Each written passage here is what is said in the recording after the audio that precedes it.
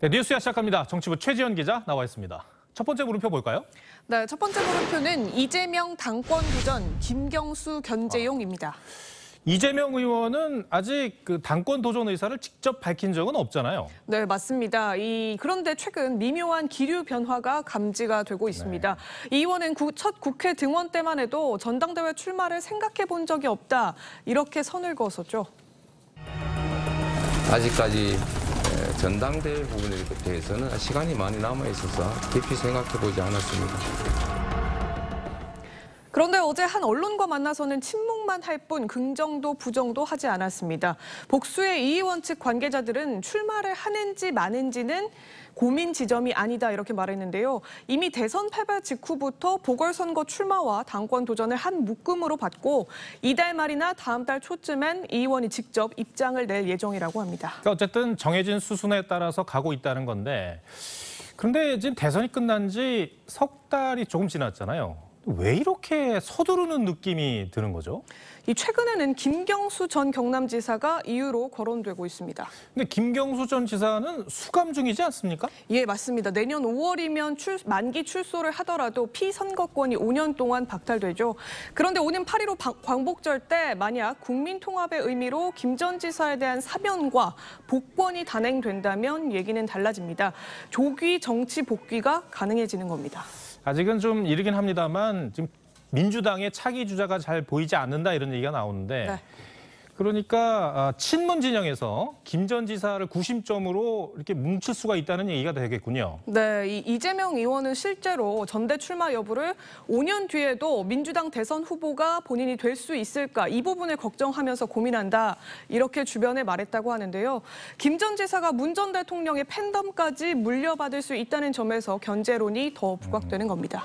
문재인 전 대통령이 대선 재수 때는 이재명 의원이 경쟁자였는데 이재명 의원이 만약에 대선 재수를 하게 되면 문재인 대통령의 후계자가 경쟁자가 될 수 있다, 뭐 이런 얘기가 되겠네요. 네, 그렇죠. 이 의원이 대선 패배 직후 행보 문재인 전 대통령과 상당히 닮아 있기도 합니다. 문 전 대통령은 지난 2012년 낙선 직후에 상임위원회를 국방위원회로 옮겼는데 이 의원도 이번에 상임위원회 1순위로 국방위를 택했습니다.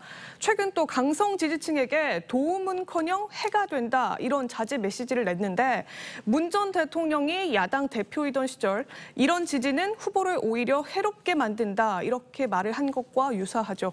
다만 다른 점은 문 전 대통령의 경우 패배 직후 평당원으로 돌아가서 상당 기간 국민과는 떨어져 지냈는데 반면 이 의원은 곧바로 당대표까지 노리고 있다는 점입니다. 네, 그렇군요. 첫 번째 물음표 정해볼까요? 예, 첫 번째 물음표 이재명 당권 도전 김경수 견제용의 느낌표는 새술은 새 부대로 하겠습니다. 네. 지금 민주당 재선 그룹이 그 당 쇄신안으로 세대 교체를 주문하면서 내놓고 있는 말인데요. 이재명 의원은 대장동 또 법인카드 등 각종 의혹으로 검찰과 경찰의 수사 선상에 올라 있고 대항마로 거론되는 김경수 전 지사 역시 여론 조작이라는 민주주의를 해치는 중대 범죄로 실형을 받았습니다. 벌써부터 이들 두 사람의 차기 대권 주자 경쟁 구도가 형성되는 걸 과연 국민들은 어떤 시선으로 바라볼지 민주당이 생각해 볼 지점으로 보입니다. 네. 두 번째 물음표는 뭡니까? 예, 두 번째 물음표는 김건희가 다 이겼다입니다. 누구를 뭘로 이겼다는 겁니까? 예, 이 검색량과 화제성 측면에서 국민의힘 지도부는 물론이고 이 남편인 윤석열 대통령보다도 앞섰는데요. 이번 주 한 포털 사이트 검색 빈도를 살펴봤더니 검색량이 김 여사가 모두 윤석열 대통령보다 많았고요. 많게는 2배 넘게 수치가 차이가 나는 날도 있었습니다. 과거 김정숙 여사도 똑같이 임기 초반 외부 활동이 잦았지만 검색 빈도는 항상 문재인 전 대통령을 밑도는 수치였습니다. 정권 초기에 대통령도 아니고 목적이 집중 조명이었으면 성공하셨습니다. 축하드립니다. 네, 김건희 여사는 윤석열 대통령 취임 이후 오늘까지 40일 동안 모두 11건의 외부에 노출되는 일정을 소화했습니다. 사실 김정숙 여사의 같은 기간 공개 일정이 13건으로 더 많았는데요. 이 김정숙 여사는 홀로 영호남을 방문하거나 유공자 가족들과 별도의 오찬 자리를 갖는 등 다소 무게감 있는 단독 일정들도 있었고요. 하지만 김건희 여사의 경우 조용한 내조를 예고했다 보니까 유독 일거수일투족의 여론의 관심이 더 집중되고 있습니다. 특히 김건희 여사가 외부에 노출될 때마다 무슨 옷을 입고 누구와 함께 다니는지 이 부분들이 더 화제가 되면서 비상경제 상황을 돌파하고자 하는 대통령의 메시지가 가려지는 것 아니냐 이런 우려도 나오고 있습니다. 앞서서도 저희가 리포트로 조금 이제 전해드렸는데, 근데 그런데도 이 대통령실이 제2부속실을 설치하는데 부정적인 이유가 뭘까요?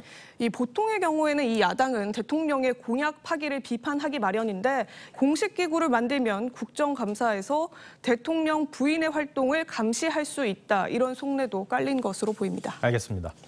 두 번째 물음표도 정해볼까요? 네, 두 번째 물음표 김건희가 다 이겼다의 느낌표는 권양숙의 걸음과 김정숙의 걸음으로 하겠습니다. 김건희 여사는 윤석열 대통령 취임식 때 한 발짝 뒤 행보를 보여서 관심을 끌었죠. 네, 이 권양숙 여사가 그 부분에 대해서 뒤에서 조심스럽게 걷는 모습도 너무 잘하셨다 이렇게 칭찬하니까 김건희 여사는 여사님을 보고 많이 배웠다 이런 답을 하기도 했습니다.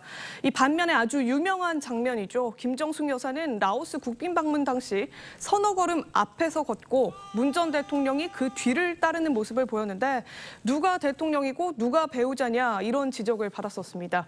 여성의 역할을 내조에만 두는 것은 구시대적이다 이런 지적도 있지만 김건희 여사에 대한 여론의 관심이 윤석열 대통령에게는 부담이 되는 시기 곧 올 거란 관측도 많습니다. 네, 최지연 기자 오늘 설명 잘 들었습니다.